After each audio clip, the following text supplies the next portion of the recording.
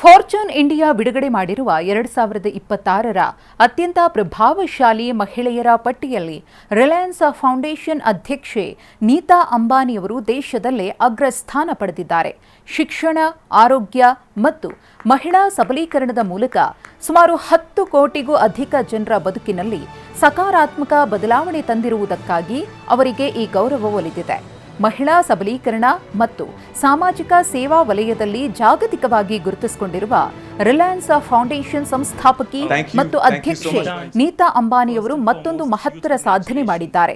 ಪ್ರಖ್ಯಾತ ಉದ್ಯಮ ನಿಯತಕಾಲಿಕೆ fortune India ಬಿಡುಗಡೆ ಮಾಡಿರುವ 2026ರ ಅತ್ಯಂತ ಪ್ರಭಾವಶಾಲಿ ಮಹಿಳೆಯರ ಪಟ್ಟಿಯಲ್ಲಿ ನೀತಾ ಅಂಬಾನಿಯವರು ದೇಶದಲ್ಲೇ ನಂಬರ್ 1 ಸ್ಥಾನ ಪಡೆದುಕೊಂಡಿದ್ದಾರೆ. ಪ್ರಶಸ್ತಿಯನ್ನು ಸ್ವೀಕರಿಸಿ ಮಾತನಾಡಿದ ಅವರು, ಕೇವಲ ಉದ್ಯಮದ ಲಾಭವಷ್ಟೇ ಯಶಸ್ಸಿನ ಮಾನದಂಡವಲ್ಲ, ನಮ್ಮಿಂದ ಸಮಾಜದಲ್ಲಿ ಎಷ್ಟು ಜನರ ಬದುಕು ಹಸನಾಗಿದೆ ಎಂಬುದೇ ನಿಜವಾದ ಗೆಲುವು ಅಂದರು. ಇನ್ನು ಹೆಣ್ಣು ಮಕ್ಕಳ ಶಿಕ್ಷಣ ಮತ್ತು ಅವರ ಪ್ರಗತಿಯ ಮೇಲೆ ಬಂಡವಾಳ ಹೂಡುವುದು ದೇಶದ ಭವಿಷ್ಯಕ್ಕೆ ಭದ್ರ ಬುನಾದಿ ಹಾಕಿದಂತೆ ಅಂತ ಕರೆ ಕೊಟ್ಟರು.